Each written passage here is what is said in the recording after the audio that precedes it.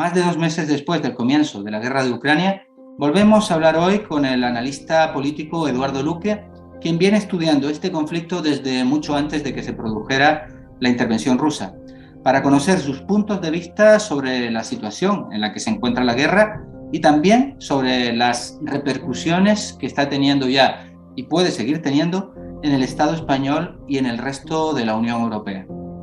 Buenas tardes, Eduardo, y muchas gracias por atendernos una vez más para seguir hablando sobre un tema lamentablemente de tanta actualidad como la guerra de Ucrania. Muchas gracias a vosotros y a los teleoyentes, también precisamente para hablar de un tema que no es agradable, pero que es efectivamente de rabiosa actualidad, como tú dices, ¿no? Y que tiene implicaciones muy serias para todos en un futuro inmediato. Para comenzar, y como sabemos que estás siguiendo muy de cerca todo lo que sucede en Ucrania, nos gustaría conocer tu opinión acerca de en qué punto se encuentra la guerra, que en un principio se pensó que podía ser más corta, y si te parece que la OTAN y los países occidentales han conseguido empantanarla, tal y como tú mismo nos comentabas en anteriores entrevistas que pretendían hacer. La evolución de la guerra sigue su propia lógica. Que la guerra fuera una cosa rápida era más un deseo que una realidad. Es decir, pensábamos, entre ellos yo también, que habría algo de racionalidad en las partes en disputa, especialmente la parte ucraniana, y con una presión sobre Kiev y sobre Kharkov, sin llegar necesariamente a tomarlas, era posible que Zelensky se aviniera a una negociación que pusiera rápidamente fin al conflicto, pero por otra parte teníamos la intuición, que después se ha demostrado cierta, que Zelensky no gobierna realmente el campo de batalla, ni siquiera gobierna el campo de batalla de ningún otro, es Estados Unidos el que determina la estrategia y la táctica y la que pretende y la que tiene un horizonte estratégico que, como ya han definido el propio Blinken, consiste en derrotar militarmente a Rusia. Este es el objetivo que ha planteado y por eso no permite que Zelensky ni la dirigencia ucraniana se rinda o que llegue a algún tipo de negociación con la parte rusa, ¿no? Porque es realmente Estados Unidos quien está dispuesto a defender a Ucrania hasta el último ucraniano vivo, que es lo que estamos viendo. Las imágenes de chavales sacrificados en esta hoguera del sinsentido de la guerra es una cosa que duele el corazón. Pero por otro lado, también la agresión que ha recibido también las repúblicas del Donbass no podían pasar sin tener una respuesta. Hoy sabemos que la intervención rusa se produjo 4 días antes de la prevista por parte de las tropas ucranianas para invadir Donbass y Lugansk. Es decir, que se apuró el tiempo hasta lo imprescindible para ver si había algún tipo de solución que no fuera la invasión militar. Ucrania ya había decidido el ataque, había concentrado los recursos suficientes en las zonas de contacto y Rusia se adelantó, ya digo, por los datos que hoy tenemos de inteligencia, en unos 4 días. Y en este contexto que estás dibujando, ¿te parece que hay alguna perspectiva posible de resolución? Porque al principio parecía que las negociaciones podían dar algún fruto, pero ahora, por el contrario, no parece que estas negociaciones vayan a ninguna parte. No, desgraciadamente ahora mismo estamos en un impasse en la que no hay esa posibilidad de negociación. Las últimas, recuerdo que eso fueron las negociaciones que se dieron lugar en Estambul, donde Zelensky había aprobado la propuesta rusa, que era la ocupación definitiva de todo el sur del Donbass, Lugansk, Crimea hasta Odessa, enlazando seguramente con Transnistria, y Zelensky había aprobado esas condiciones, pero se vuelve para su mentor, que es Estados Unidos, y el señor Biden, que es teóricamente sería el árbitro entre los sectores de la diplomacia, de la política y los militares norteamericanos enfrentados en este conflicto. El presidente ha de ejercer de árbitro entre las diversas tendencias. Señor Biden es un señor que, como sabemos, estamos viendo continuamente, está incapacitado para gobernar. Es una figura que está ahí, que se vuelve y da la mano a nadie cuando acaba una rueda de prensa, porque es sencillamente senil, es una persona mayor con graves problemas cognitivos, y evidentemente ahora mismo la guerra está en manos del sector más guerrerista. Hay otro sector, que es el sector, digamos, económico de la FED en Estados Unidos, que tienen reparos a esta guerra por el costo que esto implica en cuanto a inflación, en cuanto a problemas económicos enormes para Estados Unidos también, pero que lo que se impone ahora mismo es el sector más guerrerista, liderado por Victoria Nuland y el señor Blinken, ¿no? Que están dispuestos, y repito, a defender a Ucrania hasta el último ucraniano vivo. Para desgracia nuestra y de todos, la situación es esta. La única astivo, y esto es una rumorología más que nada, es de que se pretende un intercambio de 400 oficiales de la OTAN, prisioneros ahora mismo, de ellos mismos en la fábrica de acero en Mariupol, por unos 80 soldados rusos y de las repúblicas democráticas, en un intercambio que se pretende realizar en Estambul, pero que está boicoteado por los miembros del batallón Azov, que saben que una vez que estos oficiales de la OTAN abandonen la zona, su fin está claramente dibujado, ¿no? Este es el único activo y digo un rumor, y hemos de tomarlo como rumor, precisamente de algún tipo de negociación. No sé si te he entendido bien. Acabas de decir que habría unos 400 oficiales de la OTAN combatiendo ahora mismo en la acería de Mariupol junto a los ucranianos. Efectivamente, esto es los datos que incluso está filtrando ya los propios medios occidentales. Se habla de 400, y ahí hay varios, hay franceses, hay ingleses, ya han caído algunos prisioneros, incluso oficiales muertos. El ejército ruso el otro día mostraba los vídeos de 3 oficiales norteamericanos muertos en campo de batalla, no en la zona de Mariupol, sino en la zona del Donbass. Era un capitán y 2 tenientes, además con la cartilla militar y el pasaporte norteamericano, que han muerto en campo de batalla combatiendo. Ahora estamos hablando de 400 oficiales de alta inteligencia, y algunos de ellos parece ser, y estamos hablando de rumores, parece ser de alta graduación, que están encerrados y que son los que están intentando llegar a algún tipo de intercambio de prisioneros para salir, ¿no?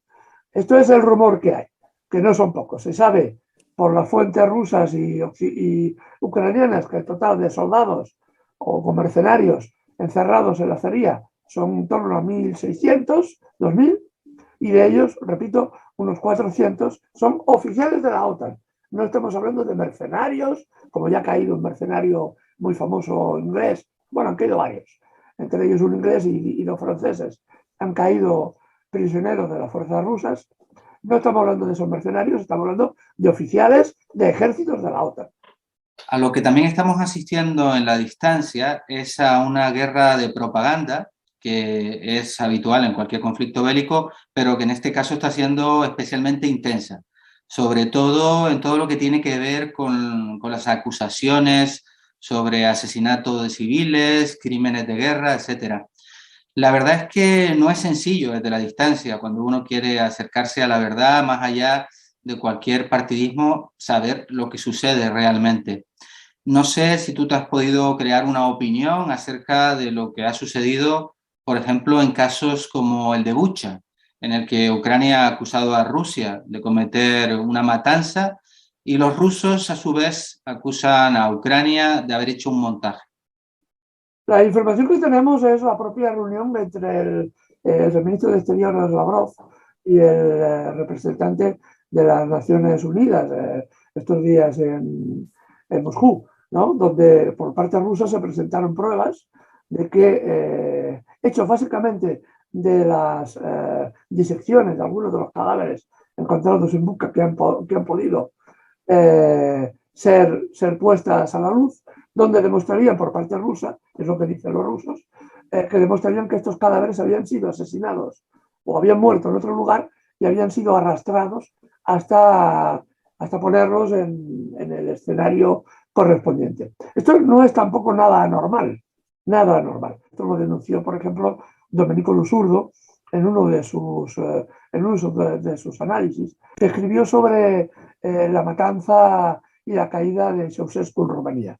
Y cómo, por ejemplo, la OTAN puso en la escena a cadáveres que habían sacado de la morgue y que habían sido después troceados y puestos delante de las televisiones occidentales para acusar al presidente romano de ser un auténtico monstruo que permitía esas barbaridades, ¿no? Lo cual indujo después, como todos sabemos, a su fusilamiento, que fue también retransmitido casi en directo por las televisiones occidentales, ¿no? Así que es relativamente normal, entre comillas, que se utilicen ese tipo de escenas, se monten ese tipo de escenas para desprestigiar al contrario, al enemigo, y generar una campaña de publicidad en su contra. Por ejemplo, es muy curioso que el misil que cayó en Kramatorsk, en la estación de tren de Kramatorsk, que mató a 53 personas, esto ha pasado rápidamente, ha pasado desapercibido. Se lanzó una campaña muy feroz, porque eran los rusos, bla, bla, bla, bla, bla, y cuando se demostró por medio de la prensa occidental que el número de serie del misil que se pudo, los restos que se pudieron conservar en la ciudad, era un misil ucraniano. Inmediatamente esta información pasó desapercibida y se quedó allí absolutamente marginado. En el caso de Butska ha pasado igual. El señor Lavrov se lo plantea al representante de las Naciones Unidas, que ahora de ir a Kiev, y hace que tome nota precisamente de lo que se está haciendo. Igual que se quejan los rusos de que los corredores humanitarios de Mariupol son sistemáticamente bombardeados por parte ucraniana, ¿no? E incluso se muestran las pruebas de que los prisioneros rusos intercambiados han sido mutilados, algunos de ellos se les han sacado los ojos, etcétera, ¿no? Y estos son pruebas que evidentemente la prensa occidental intenta ocultar como puede. Como siempre decimos, como decía aquel militar prusiano, Clausewitz, siempre hay una niebla de guerra, ¿no? Y la niebla de guerra en nuestros días es la propaganda o la utilización de los medios en un sentido bueno. Y en medio de todo este desastre tenemos a una Unión Europea que, lejos de intentar colaborar o contribuir a que haya algún tipo de salida diplomática a este conflicto, no deja de alimentarlo enviando armamento a Ucrania, pero también incrementando cada vez más las sanciones contra Rusia, que tienen efectos muy negativos de regreso para los sancionadores, es decir, para los países de la propia Unión Europea.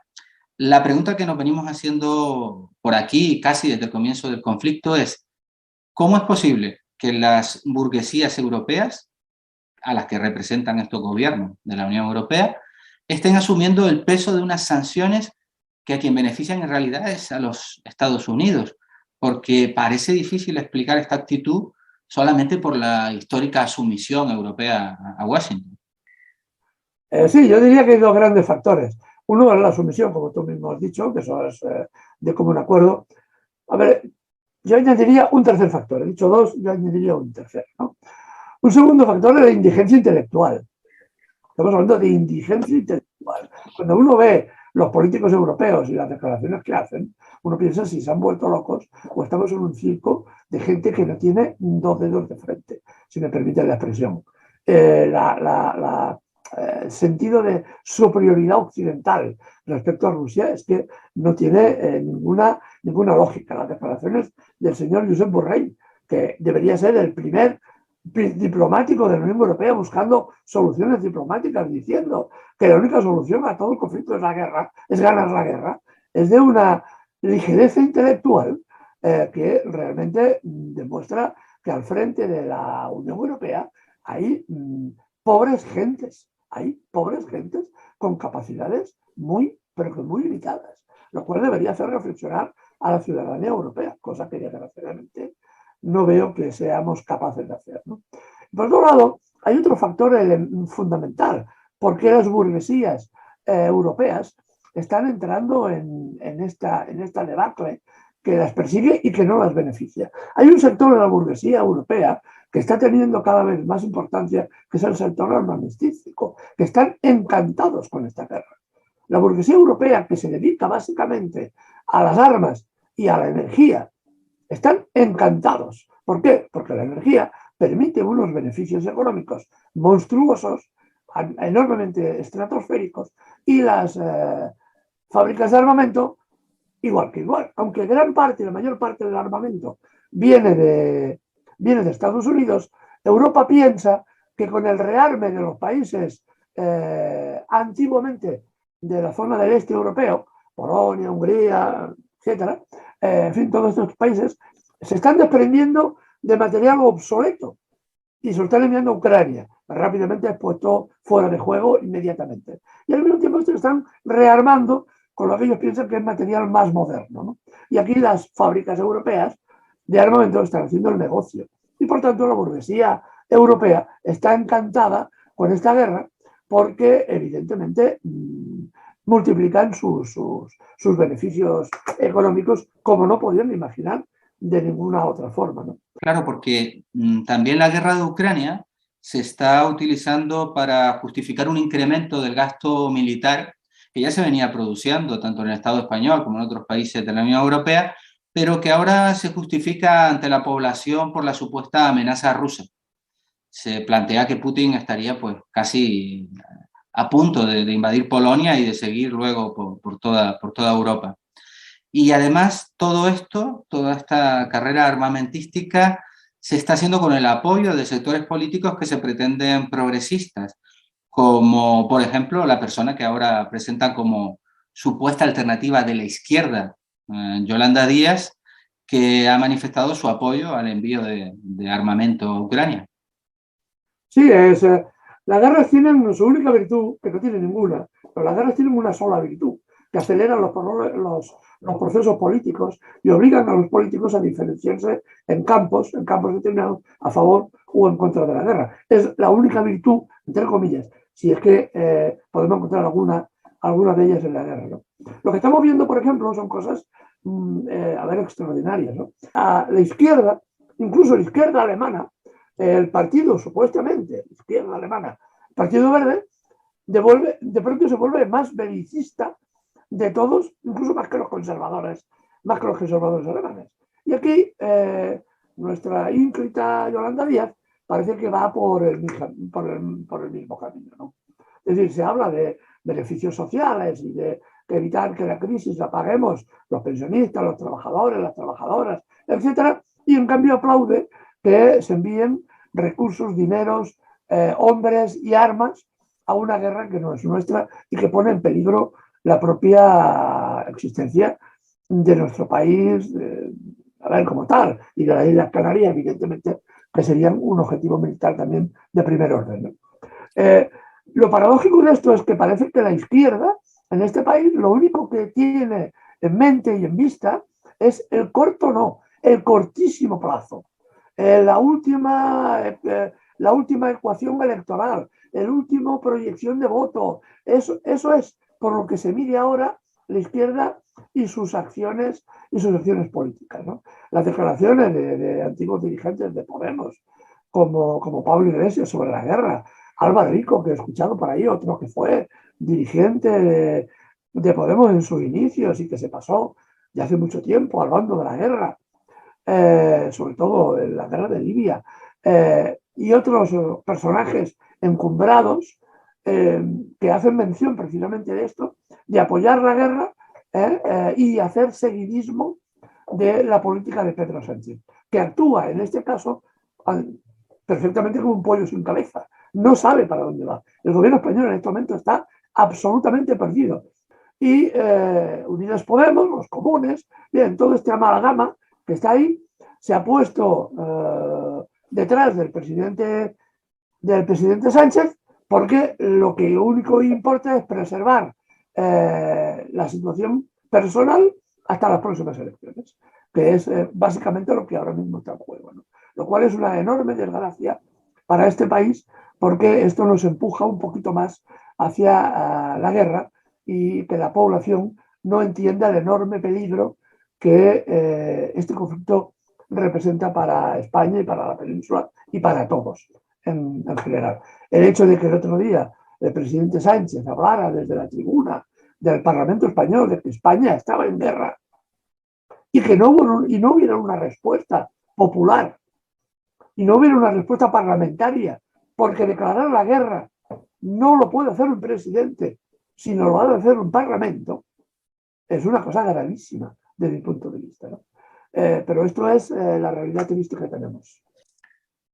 Quizá no quedará más remedio al referirse a estos partidos políticos que se dicen de izquierdas que ponerle una gran cantidad de comillas a esa definición, porque si no la población, si le sigue identificando a ellos con la izquierda, que están haciendo políticas tan guerreristas o más que las que podría ser el propio Partido Popular, lo que va a suceder es que el descrédito no será solamente para ellos, no será solamente para Unidas Podemos o para el PSE, será para cualquiera que se diga de izquierdas, para cualquiera que realmente merezca ese nombre y que sí pretenda transformar la sociedad.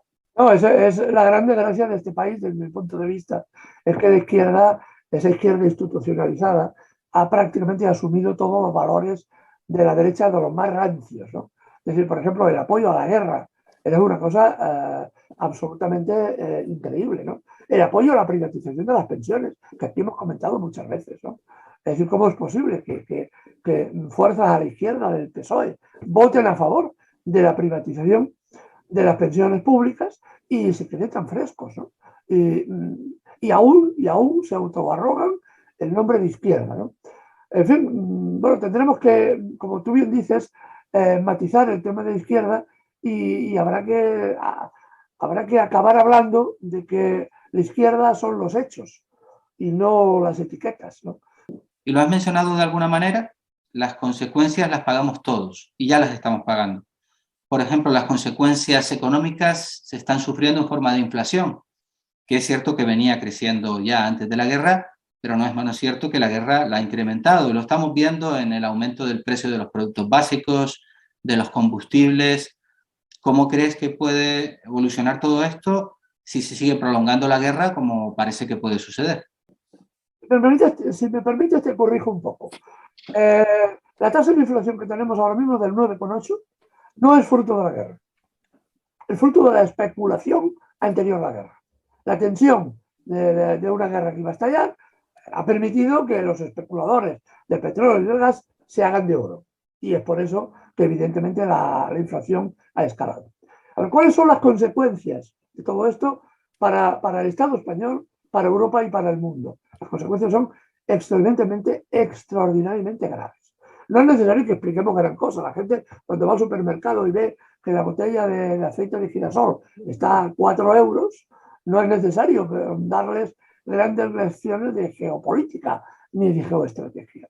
Es decir, las consecuencias de esta guerra las estamos pagando ya y las estamos comenzando a pagar.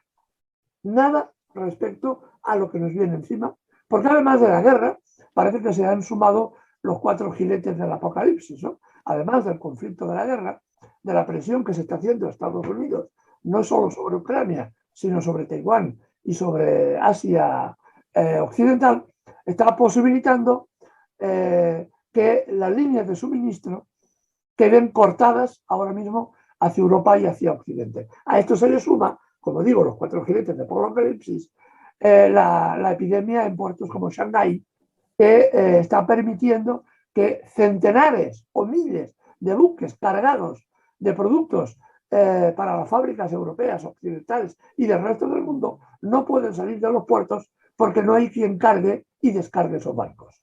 Entonces, las líneas de suministro van a estar bloqueadas, lo cual implica unas subidas de precio absolutamente monstruosas. Y en breve plazo, también la parada de fábricas por falta de recambios y falta de materia prima que viene de la zona asiática, ¿no? Y al margen otro problema real, las burguesías europeas que ahora pretenden sancionar a Rusia y que además están demostrando que las sanciones no son efectivas, se van a encontrar con graves problemas no solamente energéticos, sino por ejemplo del platino, del neón, del wolframio del carbón, de cantidad de productos de la madera. En los países bálticos el problema de la madera, que se importaba gran parte de Bielorrusia, es un instrumento enorme. Francia ya está hablando de introducir cartillas de racionamiento, igual que Alemania e Inglaterra. Aquí el señor Pedro Sánchez no las ha sacado porque serían muy impopulares, pero desgraciadamente preveo que eso va a suceder. Y después, posteriormente, tendremos un grave problema también con el problema del hambre. El problema del hambre porque ahora mismo los puertos de Mariupol y Odessa, donde se exportaba el trigo y el cereal de Ucrania y de Rusia, que alimenta al 38% de la población mundial, ahí es nada, estos puertos están cerrados. El paso de los Dardanelos está cerrado y el trigo en Ucrania no se ha plantado. Por lo tanto, se albira una situación de falta de elementos como la harina, como el trigo, como el forraje, que va a provocar un gravísimo problema en el norte de África, en Europa y en Centro de África, con nuevas legiones de gentes afamadas que irán buscando comida donde sea y se meterán en las pateras en dirección a las Canarias, en dirección a la costa española o la costa italiana, ¿no? Así que el escenario es apocalíptico, ¿no? El escenario es apocalíptico.